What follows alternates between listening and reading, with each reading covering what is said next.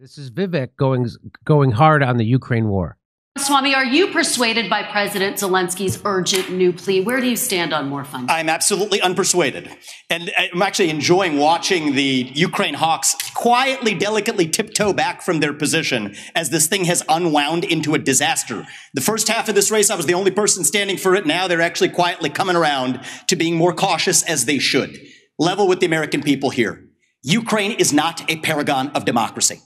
This is a country that has banned 11 opposition parties. It has consolidated all media into one state TV media arm. That's not democratic. It has threatened not to hold elections this year unless the U.S. forks over more money. That is not democratic. It has celebrated a Nazi in its ranks, the comedian in cargo pants, a man called Zelensky, doing it in their own ranks. That is not democratic. More facts for you that you won't hear from the mainstream in either party or the mainstream media. The regions of Ukraine that are occupied by Russia right now in the Donbass, Luhansk, Donetsk. These are Russian-speaking regions that have not even been part of Ukraine since 2014, that other people probably couldn't name those provinces for you. Those are the hard facts. And so to frame this as some kind of battle between good versus evil, don't buy it. And I'd like the likes of the sharpest of the war hawks on Ukraine, Nikki Haley, to have some accountability and answer. Do you want to use U.S. taxpayer money to fund the banning of Christians? That is actually what's happening. They're using the Ukrainian Orthodox Church. They have banned them. The Ukrainian parliament just did this last week, supported by our dollars. And I think you owe it to the American people, Nikki, to at least this one time at least condemn. Thank you. That's time. At least to condemn their banning of Christians. Mr. Ramaswamy, thank you. Mr. Ramaswamy, thank you. We asked the questions. Ambassador Haley, well, she deserves to what answer. is your take on more funding for Ukraine? I would love to hear what she said. I didn't watch this debate.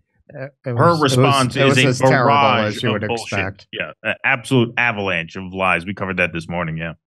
So it's nice to see Vivek sounding exactly like Jimmy Dore did in February of 2022. Isn't it nice to see the top presidential candidates in the Republican Party? It only took them 2.5 years to sound like a pothead comedian. Isn't that amazing?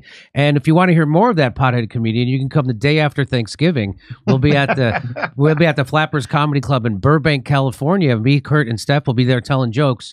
And we have over 10,000 watchers on Rumble right now, 10,000 and 8,000 on YouTube. So we're losing. Wow. Yeah. So Rumble is the new it's the new YouTube. So that's 18,000 people watching right now on live stream. And that's Russell Brand numbers right there, ladies and gentlemen. And I never even dated Katy Perry to my knowledge.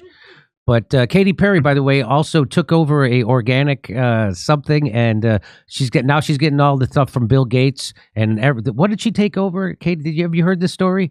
Anyway, we'll do a story about it later. So let me throw it to the fellas. What do you have to say about Vivek saying that about Ukraine? Yeah, no, that was pretty red pill. Sorry, Russell, go ahead. Well, this is part of why the left has a complex, because everything that we say comes true 2 years later. That's right. Right. And some of the populist right was saying this also from the beginning, to be fair. Basically, people who don't have the corporate media brain rot. It was very obvious. If you could find articles before they got put down the memory hole, Ukraine has a Nazi problem. That's right. It was not hard to find. And very, mainstream establishment journalists before that became a verboten thing to point out. Anybody who knows any Russian history, who knew anything about the relative populations, industrial capacity, could have told you this was going to end the way this is ending now, where Russia is going to get what it wanted. You could have done that 2 years ago and saved tens of thousands of lives instead of going through this. But hundreds of thousands of lives. Literally hundreds of thousands of lives have been sacrificed in this proxy war over, what is it over? Over selling fossil fuel to Europe. And that's what this is about. And that's why the United States never wanted the Nord Stream pipeline, and because America wants to sell their liquefied natural gas. And right now, Germany is paying 4 times the rate for their energy than they were when the Nord Stream pipeline was online. And so go ahead, Keaton. Yeah, no, it's amazing. I was 16 when the Iraq War started. I knew how that would end. I didn't know anything about politics. I just had enough intuition to know that it was going to be an absolute nightmare, and it turned out to be an absolute nightmare. And I've talked about this on our show before. I'm a millennial. So, my teeth were cut on 9/11 and sort of misadventures in the Middle East. I wasn't really versed in Eastern European geopolitics, that sort of harkened back to Cold War rivalries and tensions and things like that. So I knew very, very little when the Russia-Ukraine war started. I did a lot of on-the-job learning, but I had the instinct to know that this is going to end exactly how it looks like it's going to end now, because now I know you did a segment on this last week, or maybe it was earlier this week, where the U.S. and Europe are starting to pressure Zelensky into taking a peace deal because the war is unwinnable.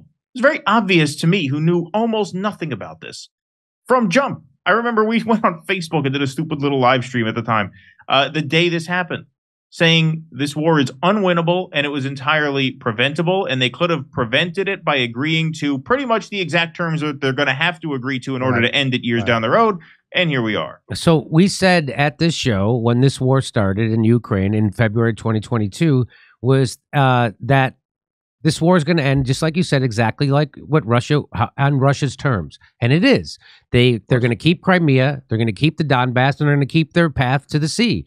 And that's exactly how this is ending. And they had a peace agreement in March of 2022 before hundreds of thousands of Ukrainians got slaughtered. They had a peace agreement, but the military-industrial complex are murderous, bloodthirsty maniacs who make money off of slaughtering people. And so they sent Boris Johnson from the UK over to Ukraine to tell Zelensky, hey, if you do this, we'll kill you. And not only that, the Nazis, the Azov Battalion, said, if you do a peace deal, we'll kill you. We'll hang you from the highest tree. That's what they said. And so that's why Zelensky went along with this. And if he doesn't go along with it, they're going to kill him, but he's going to end up dead anyway.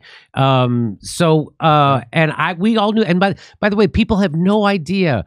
That's why I got so upset when Cornel West went on Anderson Cooper, and he couldn't tell people what was actually happening in Ukraine. It was like he was half there, and he couldn't tell people that there was already a peace agreement called the Minsk Accords. Who broke that Minsk Accords? Well, it was Ukraine, and NATO broke that. It wasn't Russia that broke the peace agreement. It was, and then he didn't tell people that NATO and Ukraine and the Nazis doubled their bombing of the Donbass. He didn't tell people that that's what started this whole thing. He didn't say that they already had peace agreements.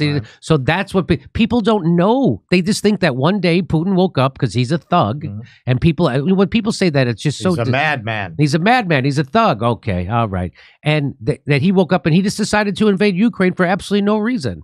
And so they have no idea what he was actually doing. And it was all about the expansion of NATO. And it was about peace agreements we already had in place. And when the United States CIA overthrew the democratically elected government of Ukraine in 2015, the people in the eastern part of the country in Ukraine, the Russian speakers, they didn't want to go along with that coup government.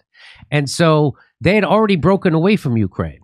And people don't have any idea that the CIA overthrew their democratically elected government in Ukraine. People don't, just like they don't have any idea that the reason why there's only a single democracy in the Middle East is because the United States CIA overthrew the other democracies, and so we can steal their oil. Hey, we're doing stand-up comedy in Covina, California, Burbank, California, the day after Thanksgiving, Oxnard, California, Venice, California, Palmdale, California, lots of places in the Southland.